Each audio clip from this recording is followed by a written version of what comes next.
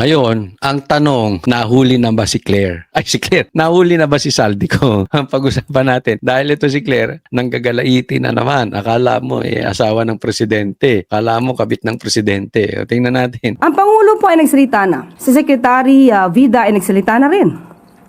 So bakit po ba natin paniniwalaan ang isang fake news peddler? Ayun, ang tinatawag niya dito si Roque. Kasi sabi ni Roque, hindi naman daw nahuli si Saldico. Tinanong kay nagsalita na pa. Basta na lang kami maniwala sa inyo. Bakit kayo maniniwala dyan sa fake news peddler na yan na si Roque? Yan yung sinasabi ni Claire. Ma'am, follow up lang po. May confirmation po ba tayo na may red notice ang Interpol kay Zaldico? Mas mabibigyan po yan ng katugunan ni SOJ Vida. Pasa kay SOJ Vida. Bida. Hindi niya masagot. Sunod na tanong mula kay Maricel Alili, TV5. Magandang hapon po, Yusek. Yusek, may we have more details about Zaldico? Saan po siya nakasakay nung mahuli siya ng Czech Republic? Sino yung sinasabing isang lalaki na kasama niya? Was it a random check? Unang-una po, ang binigyan po ng authority na magsalita patungkol po dyan ay si Secretary Vida. So Yun. lahat po ng patungkol sa issues ni Zaldico ay mas mabuti po nating itanong mismo kay Secretary Vida. Yun, iwas pusoy si Claire. Hindi na may interview si SOJ Vida kasi papunta na doon, di ba? Sabi nyo susunduin. Niloloko nyo. Sa madaling salita, iwas pusoy siya. Tinatanong yung detalye nung pagkakahuli kay Saldico, wala siyang masagot. Pinapasa niya. Tanungin mo siya patungkol kay Duterte, maraming alam yan. Baka pati kulay ng brief ni Baste alam yan. Tanungin mo Duterte. Pero tanungin mo doon sa mga patungkol kay Bongbong o doon sa mga balita ni Bongbong, walang alam. Tigil nyo na yung presscon na yun. Ba't nag-presscon pa kayo? Di sana si Bida na lang nag-presscon, hindi ka na lang pumasok. Wala ka rin palang alam. Wala rin palang sustansya yung tinayo-tayo mo dyan. With all the disinformation circulating right now, may we know how come wala pa pong inilalabas na photos and videos of Zaldico? Kasi mayroon pong ibang country na involved. So maingat po ang gobyerno sa pagbibigay ng anumang anunsyo. Hayaan na lamang po natin na magtrabaho ang ating gobyerno at muli si Secretary Vida po ang maaaring sumagot sa iba pang mga katanungan. Yun. So, ba't walang pictures, walang videos? Sa madaling salita, ang sagot niya, basta maniwala na lang kayo. Hayaan nyo na lang ang gobyerno magtrabaho. Tanong kayo ng tanong. Hindi lang niya madiretso pero ganun. Basta maniwala kayo. Sinabi yan ng Pangulo. Tapos, tingin niya ata sa Pilipino robot. Basta nagsalita si Bongbong, legit na legit. Salita pa ni Bongbong. Last na lang, Yusek. Pero as we speak, ano po yung status ni Zaldico? Considered ba siya na arrested? Naka-detain po ba siya? Ako nasasagot. Mukhang yun din ang sagot ni Claire. Ulitin ko lamang po, hindi po ako ang authority para magsalita patungkol po sa estado ni Zaldico. Mas mainam po na maitanong po ito kay Secretary Vida. Tanong mo kung anong kulay ng brief ni Pulong. Baka masagot niya. Thank you, Yusek. Related question mula kay Ivan Mayrina, GMA News. Yusek, we were told that Secretary Vida was summoned to the palace earlier today. Would you be privy as to what instructions the President gave Secretary Vida? Hindi po tayo nakasama sa meeting nila. Ang napasama lamang po tayo ay ang patungkol sa uplift committee meeting. But So, tinatanong, nagpunta sa Malacanang. Alam mo ba kung anong pinagmitingan? Wala rin siyang alam. Walang alam. Wala na sustansya. Sabaw na sabaw. Ano pang tatanungin nyo dyan? what do you know about the President's instructions for the government agencies to work together to bring former Congressman Zaldico back to the Philippines? Muli, hindi po tayo privy sa anumang kanilang pag-uusap at meeting, pero in general po, ang Pangulo po ay nag-uutos kung ano ang nararapat at kung ano ang isinasaad ng batas. Thank you. Sunod na tanong mula kay Ivy Reyes, Milyonaryo. Hi, Yusek.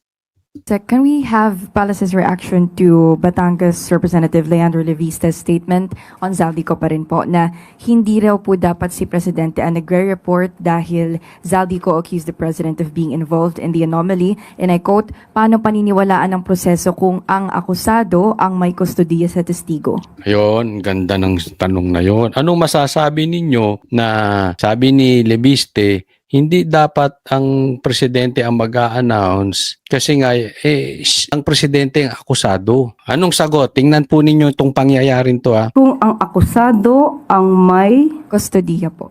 Sino po ang pinangangalanan niyang akusado? Si Bongbong. The President, I believe. Kailan po ba naging akusado ang Pangulo?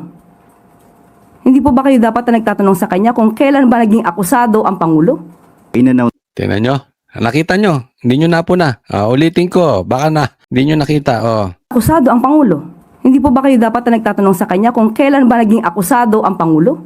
In-announce po ni Pangulong Bongbong Marcos that the Philippines will Pansin nyo? Kinat agad, di ba? I-announce pa, ganito si gano'n. Kunwari, Consoli from SMNI. Ano, ganyan. Lipat, tanong agad. Dapat siya ata tinatanong nyo kung sino bang akusado, tas lilipat agad. Kasi nga, hindi dapat si Bongbong. Mali sila doon. Ulit. Akusado ang Pangulo. Hindi po ba kayo dapat na nagtatanong sa kanya kung kailan ba naging akusado ang Pangulo? in-announce po ni Pangulong Bongbong Marcos that the Philippines will be sending a high-level coordination team to focus on bringing former Congressman Ko back. Siguro po gusto lang din nating malaman sino-sino po ba yung bubuo sa team na ito. Wala rin siyang alam. Yung orders ng Pangulo sa kanila. Muli, si Secretary Vida ang maaari sumagot ito kung wala pa po siyang binibigay na detalye, most probably because may involved na ibang country, kaya hindi pa po namin masasabi kung ano mga detalye patungkol dito. Oh, wala siyang alam. At tanungin kita, Claire, ano ang type ni Baste sa babae? Anong type ni Pulong sa babae? Pagchismisan, alam niya ito no? Si Senator Walang silbi. J.V. Ejercito, ang sabi niya po, the biggest challenge in bringing Ko back to the Philippines is ensuring his safety, warning that some groups may not want him to return and testify on the controversy. Sabi niya po, the challenge here is to bring him back in one piece. So, can Malacanang assure the safety of Mr. Ko and guarantee that he will be free from any pressure or influence? Bago po muna tayo magbigay ng assurance, definitely naman lahat ng po ng Pilipino ay dapat safe na pong bumabalik sa Pilipinas. Yan naman po ang assurance ng pamahalaan. Pero dapat tignan muna po natin, saan nanggagaling yung sinasabing death threats? Meron na po bang naipakita? Meron na po bang na-blotter o whatever? So, tingin ko dapat doon muna kasi there's no basis. Diba? There will be lacking of basis if you cannot prove that death threats against Saldico. Yun, mali dito si Claire. Sabi niya, tinatanong, magagaranti siya ba ang pag-uwi ni Saldico rito? Teka muna, walang basis yun. Saan ba niyo nakuha yan? Na-blatter ba na meron siyang death threat? May basis ba? Meron ba talagang Hindi. Kung ganyan ang reason ni Claire, para kang hindi abogado. Kasi hindi mo naman kailangan na meron kang talagang death threat para masabi na talagang delikado buhay mo. Kasi yung kanyang laki ng ibinubulgar, that in itself ay delikado na buhay mo. Isipin mo, binubulgar niya ang presidente at House Speaker. Kailangan po ba bang antayin na mayroong death threat sa'yo? Kasi alam mo, ang totoong papatay, hindi yan magme-message, papatayin kita. Diba? Ganyan di ba sa high school?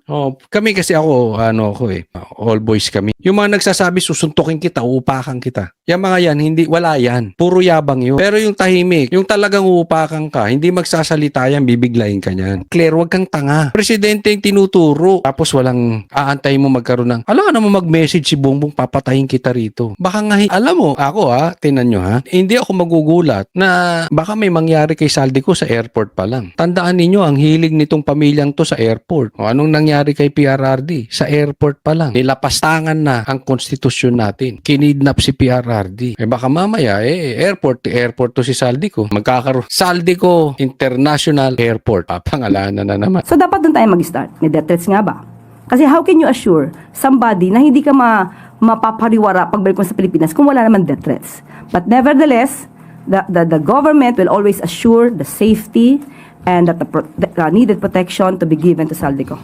Pero ako sa tingin ko posible rin na talagang nahuli si Saldico. Hindi ko sinasabing for a fact, but it's possible. Kasi itong pagtakbo ni Tambaluslos papuntang Singapore, masyado yung timing. Kaduda-duda po. Diba? Hindi natin alam kung dadalhin na yung pera doon, magtatago na siya. Kung baka mamaya pagkatapunta sa Singapore, dumiretso na rin i-meet si Saldico. We don't know. Mag-usap na lang sila para ipin down si Bongbong Marcos na kinatakutan naman ni Bongbong Marcos. Everything is possible. possible. But definitely, yung sinabi ko sa inyo na possibility, talaga namang malaki ang porsyento niyan. Dahil nga, itong timing ng pag-alis ni Tambaluslos.